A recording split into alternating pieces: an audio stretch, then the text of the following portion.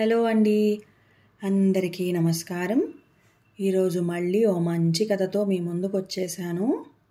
కథ పేరు ప్రేమ కథ. ఈ కథని రచించిన వారు గోగినేని మణి. ఇంకా కథ మొదలు పెట్టేస్తున్నానండి. ఏమిటి అంటూ నీలమ్మ కళ్ళు పెద్దవి చేసి చూస్తూ ఆశ్చర్యపోయింది. అది చల్లని సాయంకాలమే అయినా మిట్ట మధ్యాహ్నపు టెండ ఆవిడ మొహం పైకి వచ్చింది.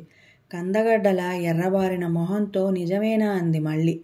గంగిగోవులా ఎదురుగా నిలబడిన శాంతమ్మ తప్పు చేసిన దానిలా తల వంచుకుని అవునన్నట్లు తల ఊపుతూ నిస్సహాయంగా నిట్టూర్చింది కూడా. ఆవిడే పెళ్లికూతురు తల్లి. నీలమ్మ విసురుగా మాటల తూటాలు వదిలింది. నా కొడుకు మీ అమ్మాయినే చేసుకుంటానని అనటమే నాకు విడ్డూరంగా అనిపించింది. ఇప్పుడేమో మీ అమ్మాయే ఈ సంబంధం వద్దని చెప్పటం ఇంకా వింతగా ఉంది. ఈమె గారి అందచందాలను మెచ్చి ఇంతకన్నా గొప్పవాడు వస్తాడని అనుకుంటోందా ఏంటి? అంతట్లోనే ఎవరూ ఊహించని విధంగా అప్పుడే పెళ్లి చూపుల తతంగం ముగించిన అమ్మాయి లోపలి గది నుండి వాళ్ళు కూర్చున్న చోటుకు వచ్చి నీలమ్మ వైపు చూస్తూ ధాటిగా చెప్పింది. రేపు మమ్మల్ని చూసిన వాళ్ళంతా కాకి ముక్కుకు దొండపండు అనే సామెతను గుర్తు చేసుకుని నవ్వుకోకూడదని నేను ఈ నిర్ణయం తీసుకున్నానండి. గంతకు తగ్గ బొంతలాంటి వాడు నాకు సరిపోతాడు. మీకు ఇప్పుడు అర్థమైందిగా. ఇక మీ కొడుకు ఎందుకు కోరి వచ్చాడో నేనెలా చెప్పగలను? మీరే అడిగి తెలుసుకోండి. ఆ అమ్మాయి ఆ 2 మాటలు చెప్పేసి ఒక్క నిమిషం కూడా ఆగకుండా లోపలకు రివ్వున వెళ్ళిపోయింది. నీలమ్మ కొడుకు వైపు నిరసనగా చూసి బాగానే అయిందిగా, ఇక వెళ్దాం పదా అంటూ లేచి నిలబడింది.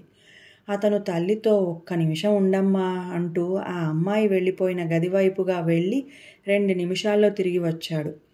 చిరునవ్వుతో ఆ అమ్మాయి పెళ్ళికి అంగీకరించిందమ్మా. ఇక పెళ్ళి ఎప్పుడు ఎక్కడా లాంటి విషయాలన్నీ మీ పెద్దవాళ్ళు నిదానంగా మాట్లాడుకోవచ్చులే అన్నాడు. నీలమ్మ ఓ క్షణం కొడుకు వైపు విచిత్రంగా చూసి రుసరుసలాడుతూనే కొడుకును అనుసరించింది. ఇంటికి రాగానే ఆ అమ్మాయికి ఏం చెప్పి ఒప్పించావురా అంటూ నిలదీసింది. తల్లి కోసం చూసి విశ్వం నవ్వేశాడు. గంతకు దగ్గ బొంతలా మారటానికి నేను నా రూపురేఖల్ని ఎలా మార్చుకోవాలో చెప్పమని ఆ అమ్మాయినే సలహా అడిగానమ్మా. నా వైపు ఆశ్చర్యంగా చూసి నేనేదో ఉద్యోగం చేసి బాగా సంపాదిస్తున్నానని అనుకుంటున్నారేమో. నాది చాలా చిన్న ఉద్యోగం అని, అది కూడా పెళ్లి తర్వాత మానేస్తానని చెప్పింది. నేను నాకేం అభ్యంతరం లేదన్నాను.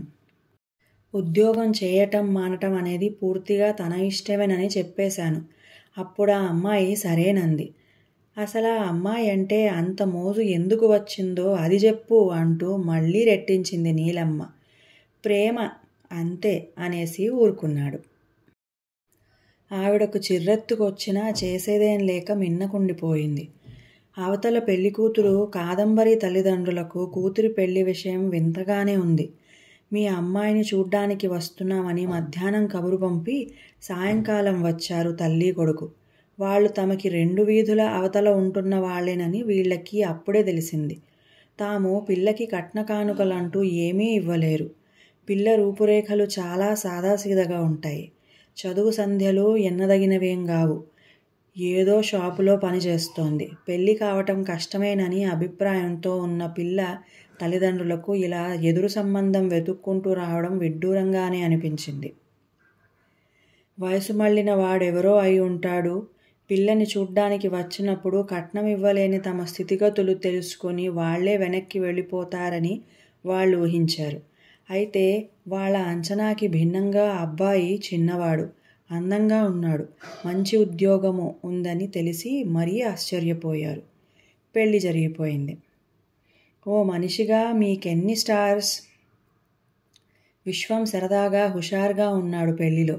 కానీ నీలమ్మ పెళ్లికూతురు కాదంబరి మాత్రం ఆ పెళ్లికి కారణం తెలియకనేమో ముభావంగా ఉండిపోయారు.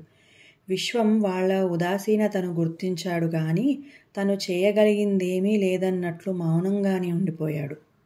కాదంబరి అత్తవారింటికి కాపురానికి వచ్చేసింది. పనులన్నీ సక్రమంగా నిర్వర్తించడం చూసి నీలమ్మ కొంత సంతృప్తి పడింది.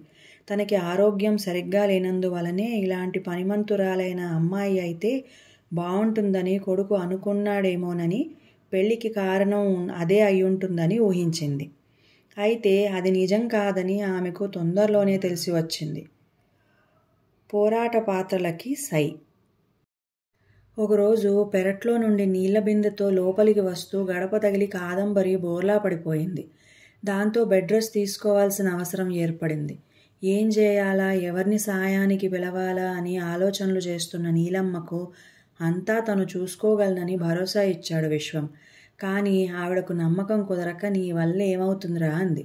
కానీ ఆ మరుసటి రోజు నుండి కొడుకు చేస్తున్న పనులు చూసి ఆవిడ విస్తుపోయింది.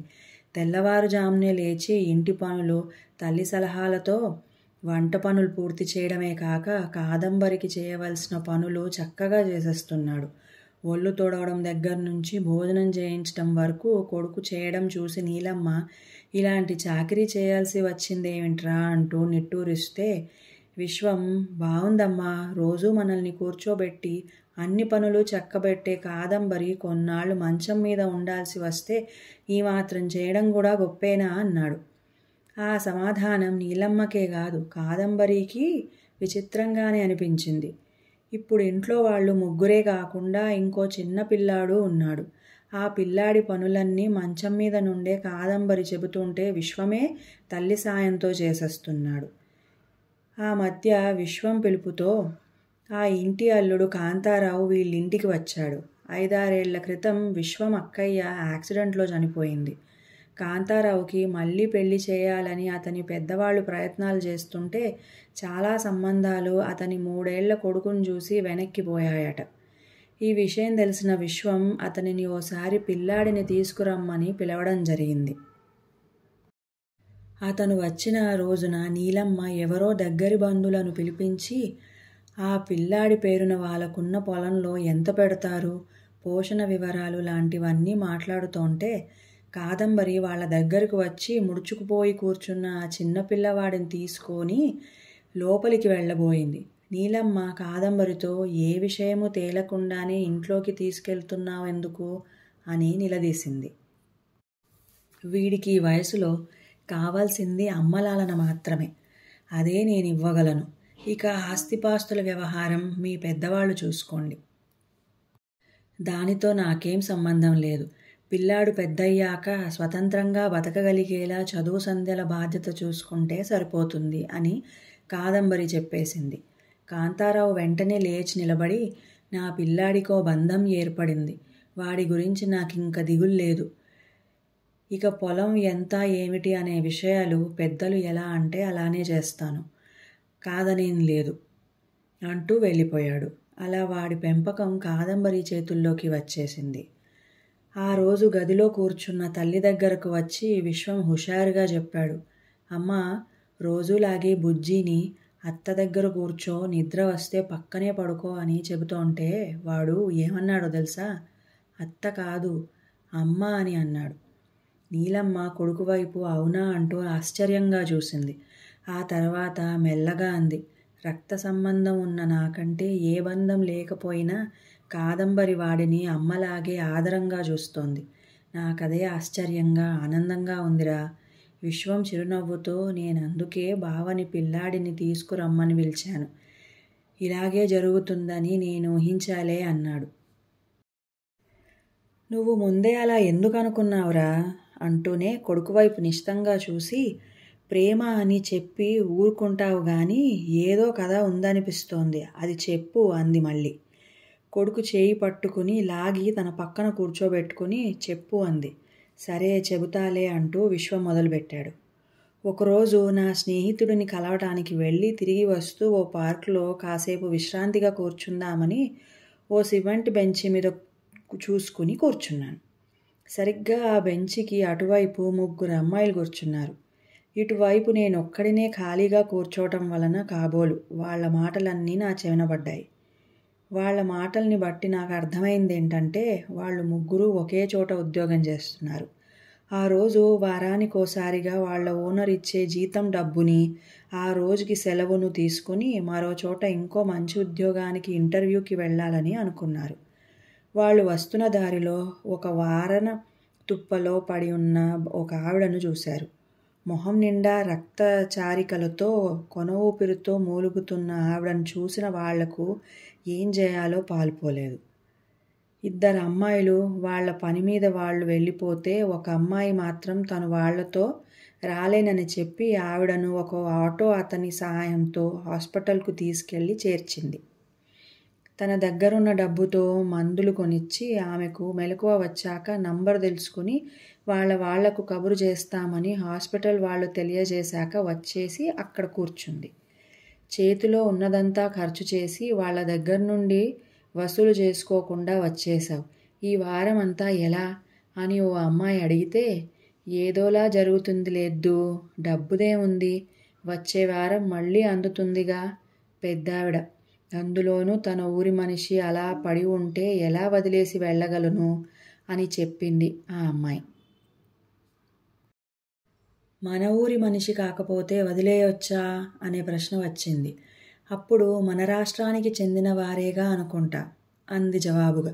మన రాష్ట్రానికి కాకుండా ఏ ఉత్తరాది వాళ్ళో అయితే పట్టించుకోకనక్కర్లేదంటావా అనే ప్రశ్న మళ్ళీ వచ్చింది. అప్పుడు మన దేశస్థురాలే కదా అనుకుంటా అంది. ఏ విదేశస్థులో అయితేనో అని అడిగితే అప్పుడు కూడా ఎవరిదైనా ప్రాణమేగా, మనుషులమేగా అనుకుంటా, అంతేనా అంటూ నవ్వుతూ వాళ్ళకి జవాబు చెప్పి లేచి నిలబడిందా అమ్మాయి. నేనప్పుడు తల తిప్పి చూశాను. ఓకే, ఒక సెకండ్ సేపు చూసినా చాలా సాదాసీదాగా అనిపించే ఆ అమ్మాయిలో అపూర్వమైన అందం ఏదో నాకు కనిపించింది. ఆ అమ్మాయి మాటల్లో వెల్లివిరిసిన ప్రేమతత్వం, మానవత్వం వలన కాబోలు వాళ్ళు వెళ్ళిపోయిన కాసేపటికే హాస్పిటల్ నుండి నాకు ఫోన్ వచ్చింది. మీ అమ్మగారు ఎక్కడికో వెళ్తుంటే దొంగలెవరో మెడలోని గొలుసు కోసం గాయపరిచి రోడ్డువార తుప్పల్లోకి లాక్కెళ్ళి పడేసిపోయారు. ఎవరో అమ్మాయి చూసి ఇక్కడ చేర్పించింది. ఇప్పుడే ఆమెకు మెలకువ వచ్చింది అని చెప్పారు. పార్క్లో ఆ అమ్మాయిలు మాట్లాడుకున్నది నీ గురించేనని నాకు అర్థమైందప్పుడు. ఎదురు తిరగడం వలనే అలాంటి అనర్థం జరిగిందని నువ్వు చెప్పావు. తర్వాత జరిగింది నీకు తెలిసిందేగా అమ్మా. కొన్నాళ్ళ తర్వాత మనకి దగ్గరలోనే ఒక వీధిలో ఆ అమ్మాయి కనిపించేసరికి వెంబడించి అడ్రస్ తెలుసుకున్నాను. నీ మొహం నిండా రక్తపు మరకలు ఉండడం వలన నిన్ను చూసినప్పుడు కాదంబరి గుర్తుపట్టలేదేమో అంటూ మిగించాడు విశ్వం. గుమ్మం దగ్గర నుండి ఎవరో కదిలి వెళ్ళినట్లనిపించి విశ్వం వెంటనే లేచి వెళ్ళాడు. కాదంబరి మెల్లగా గోడ పట్టుకుని నడవడం చూసి నువ్వెందుకు లేచావు కినుకుగా అడిగాడు. కాదంబరి అతని వైపు కళ్ళు విప్పార్చి చిరునవ్వుతో చూసింది. మొదటిసారిగా ఆమె మొహం నిండా పరుచుకున్న ఆనందాన్ని, వెలుగుని చూసి విశ్వం ఆశ్చర్యపోయాడు. కాదంబరి మెల్లిగా అంది, లేచాను కాబట్టే నాకు విషయం తెలిసింది. నాలోని ప్రేమతత్వాన్ని గుర్తించి గౌరవించిన మీలోని దైవత్వానికి తలవంచి నమస్కరిస్తున్నా అంటూ భావోద్వేగంతో విశ్వం చేతుల్లో మొహం దాచుకుంది కాదంబరి. నీతో కలిసి జీవితం పంచుకోవటం వల్ల నా జీవితం ఆనందంగా గడిచిపోతుందనే స్వార్థమే తప్ప ఇందులో నా గొప్పతనం ఏమీ లేదు అన్నాడు విశ్వం. కోడల్లోని అందాన్ని మొదటిసారిగా గమనించిన నీలమ్మ ఆనందంగా మనసులోనే వాళ్ళని ఆశీర్వదించింది. ఇంకా కథ సమాప్తం. మీ అందరికీ ఈ కథ నచ్చినట్లయితే please like, share and subscribe. అంతవరకు సెలవు.